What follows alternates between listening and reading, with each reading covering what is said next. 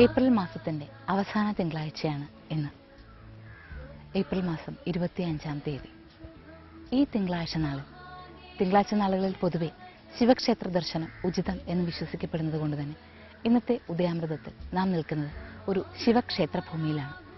പണ്ടൊരു കാലത്ത് നാഞ്ചിനാട് തിരുവിതാംകൂർ ആകെ ശൈവഭൂമിയായിരുന്നു അത്രേ. തമിഴ്നാടിനോട് ചേർന്ന് കിടന്ന ഭൂമി തമിഴ്നാട് ആകെ ശൈവഭൂമിയായിരുന്നു. പാണ്ഡ്യരാജാക്കന്മാരുടെ ആധിപത്യം ഉണ്ടായിരുന്ന കാലത്താണ് അങ്ങനെ ശൈവ ആധിപത്യവും അല്ലെങ്കിൽ ശൈവ മതവിശ്വാസം ഇവിടെ പ്രചരിച്ചത്. അത് കഴിഞ്ഞ് പിന്നീട് കുലശേഖര പെരുമാക്കന്മാർ വരുമ്പോഴാണ് വൈഷ്ണവ മതം പ്രചരിപ്പിച്ചത്. ശൈവമതമെന്നും വൈഷ്ണവ മതമെന്നും വേർതിരിവുകളോടുകൂടി ഈ പ്രഭാതത്തിൽ തന്നെ സംസാരിക്കുവാനൊരു കാരണമുണ്ട്. ഈ രണ്ട് മതങ്ങളുടെയും വേർതിരിവുകളുമായി ഭാരതത്തിന്റെ ചരിത്രം ഏറെ ബന്ധപ്പെട്ട് കിടക്കുന്നു. പണ്ടൊരു കാലത്ത് കേരളത്തിന്റെ ഭാഗമായിരുന്നു. എന്നാൽ ഇന്നും കേരളത്തിന്റെ ഛായകളോടുകൂടി നിൽക്കുന്ന തമിഴ്നാട്ടിലെ കന്യാകുമാരി ജില്ലയുടെ ഭാഗമായ കൊല്ലങ്കോടിലാണ് നാം നിൽക്കുന്നത്. കൊല്ലങ്കോട് തൂക്കമുടിപ്പുരയുടെ കാഴ്ചകൾ കണ്ടെന്ന് അവിടെ നിന്ന് വീണ്ടും 6 കിലോമീറ്റർ കൂടി സഞ്ചരിച്ച് ഒരു മണൽ പ്രദേശത്ത് എത്തി നിൽക്കുന്നു. മണൽ പ്രദേശം എന്ന് പറയുമ്പോൾ കടലിനോട് വളരെ ചേർന്ന ഒരു ദേശം എന്നർത്ഥം.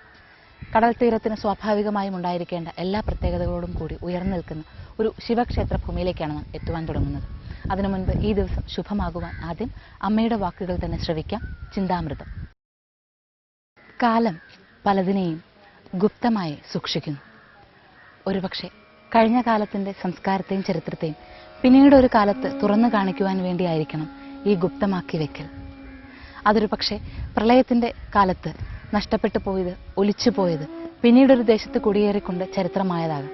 അതല്ലെങ്കിൽ പ്രകൃതിയാൽ തന്നെ സൃഷ്ടിക്കപ്പെട്ട ഒരു മണൽ കൂമ്പാരത്തിനുള്ളിൽ സ്വയം ഒളിച്ചിരുന്ന് പിന്നീട് മറ്റേതോ നൂറ്റാണ്ടിൽ സ്വയം വെളിപ്പെട്ട് ഐശ്വര്യം ചൊരിഞ്ഞതുമാകാം.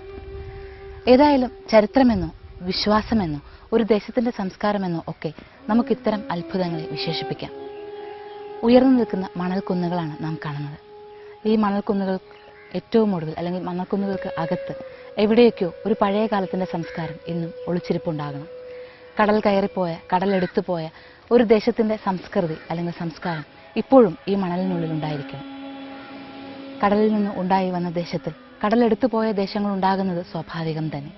അങ്ങനെ കേരളത്തിന്റെ ഭാഗമായിരുന്ന ഒരു ദേശത്ത്, ഇന്ന് മണൽ മൂടിക്കിടക്കുന്ന ഒരു ദേശത്ത് നാം എത്തി നിൽക്കുമ്പോൾ അറിയുന്നത് ചരിത്രവും ആ പഴയ സംസ്കാരവും നന്മയുമാണ്. ഈ നന്മകൾക്കൊപ്പം സഞ്ചരിച്ചുകൊണ്ട് എനിക്കാണ് അമൃതം ഗമയ.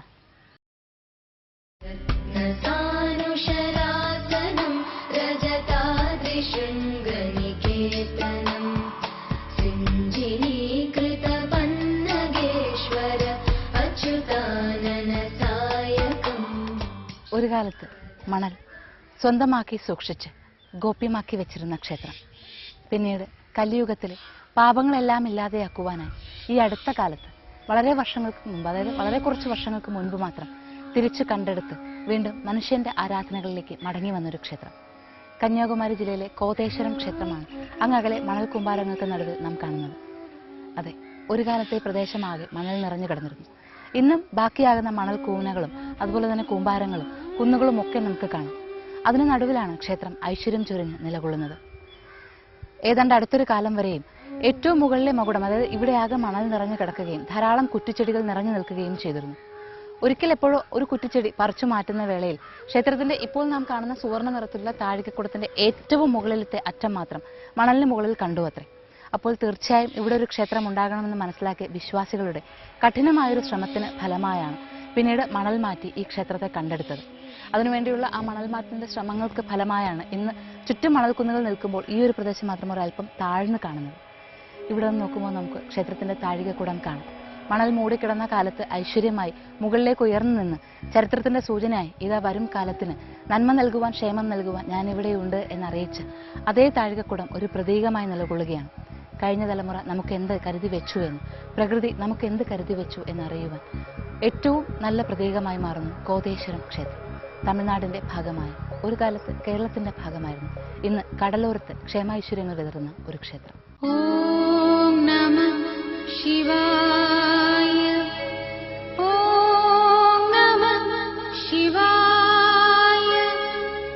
2500 വർഷങ്ങൾക്ക് മുൻപ് പാണ്ഡ്യ രാജാക്കന്മാരാൽ നിർമ്മിക്കപ്പെട്ടു എന്ന് വിശ്വസിക്കപ്പെടുന്ന ക്ഷേത്രഭൂമിയിലാണ് നാം ഇപ്പോൾ നിൽക്കുന്നത്.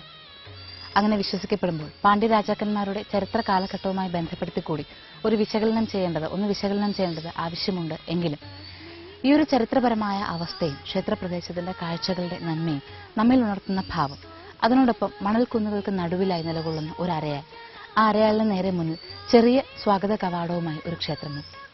മനോഹരമായ മുഖമണ്ഡപം. ഈ മുഖമണ്ഡപം കടന്നു വേണം നമുക്ക് അകത്തേക്ക് എത്തുവാൻ. പാണ്ഡ്യരാജാക്കന്മാർ ക്ഷേത്രം നിർമ്മിച്ചു എന്നതിന് പല സൂചനകളും അകത്തേക്ക് കയറുമ്പോൾ നമുക്ക് കാണുവാനാകും.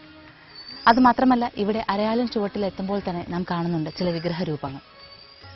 മൂഷിക രൂപവും അതുപോലെ തന്നെ ഇരിക്കുന്ന ആസനസ്ഥമായ രീതിയിലുള്ള ഒരു ഭാവം, അത് ആഞ്ജനേയന്റേതാണ് എന്ന് വിശ്വസിക്കപ്പെടുന്നു. പക്ഷേ മുഖത്തിന്റെ പൂർണ്ണ രൂപവും ഇളകിപ്പോയിരിക്കുന്നതിനാൽ ഏതൊരു രീതിയിലുള്ള വിഗ്രഹ രൂപമാണ് എന്ന് വ്യക്തമായി മനസ്സിലാക്കുവാനാകുന്നില്ല. ഈ കാണുന്ന വിഗ്രഹങ്ങൾ, അരയാലിന് ചുറ്റിലുമായി പ്രതിഷ്ഠിക്കപ്പെട്ടിട്ടുള്ള എല്ലാ വിഗ്രഹങ്ങളും ആ ഒരു പഴയ കാലത്ത് ഇവിടെ ഉണ്ടായിരുന്നതാണ്.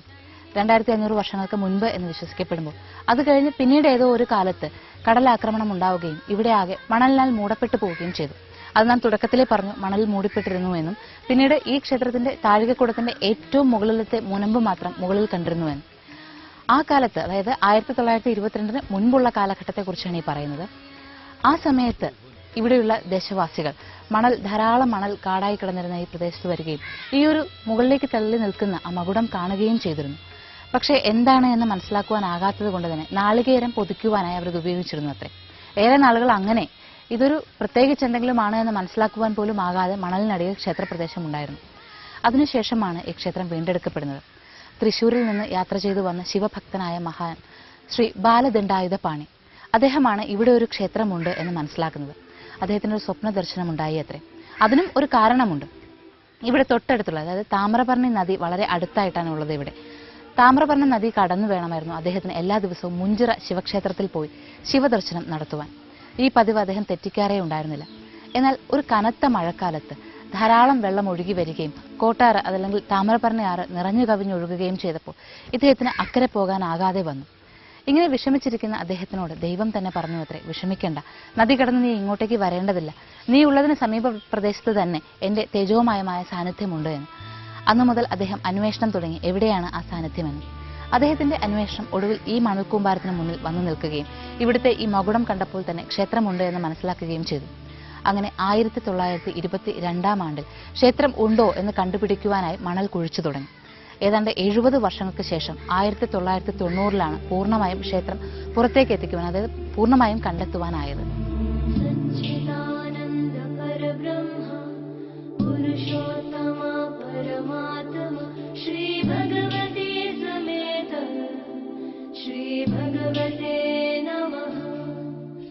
മണലിനുള്ളിൽ നിന്ന് കണ്ടെത്തിയ ഒരു ക്ഷേത്രം എത്രത്തോളം മനോഹരമായിരുന്നു, എത്രത്തോളം ഭക്തിയെ ദീപ്തമാക്കുന്നതാണ് എന്ന് മനസ്സിലാക്കുവാൻ ഈ നാലമ്പലത്തിനകത്തേക്ക് ഒന്ന് പ്രവേശിച്ചാൽ മതിയാകും. നാലമ്പലത്തിനകത്തേക്ക് കാലെടുത്ത് വെക്കുമ്പോൾ തന്നെ കാഴ്ചകൾ ബൃഹത്താവുകയാണ്, വിശ്വാസം ബൃഹത്താവുകയാണ്. ശക്തിമത്തായ ഒരു ഭാവത്തോടുകൂടി, ഏറ്റവും സൗന്ദര്യം നിറഞ്ഞ ഭാവത്തോടുകൂടി ശിലകളും കൽത്തൂണുകളും നമ്മോട് സംസാരിക്കാൻ തുടങ്ങുന്നു.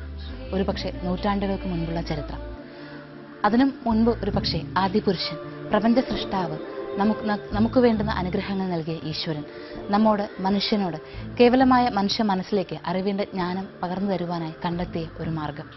അതായിരിക്കണം ഈ ക്ഷേത്രഭൂമി. അത്രയ്ക്ക് മനോഹരം എന്ന് വീണ്ടും വീണ്ടും പറയത്തക്ക രീതിയിൽ സുന്ദരമാണ്, ശാന്തമാണ് ക്ഷേത്രത്തിന്റെ അന്തരീക്ഷമാകെ.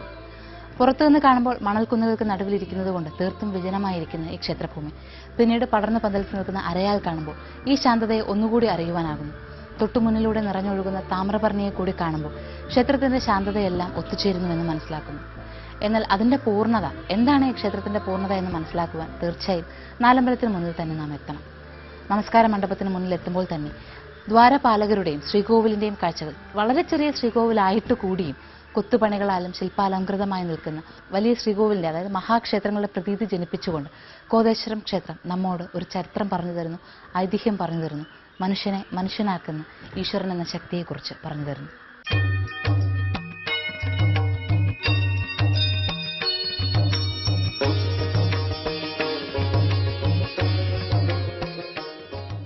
ആയിരത്തി 1922 കോതേശ്വരം ക്ഷേത്രം കണ്ടെത്തുവാനുള്ള ശ്രമം ആരംഭിക്കുന്നതെന്നും 70 വർഷങ്ങൾക്ക് ശേഷം 1990 ക്ഷേത്രം കണ്ടെത്തുന്നത് എന്ന് നാം പറയുകയുണ്ടായി.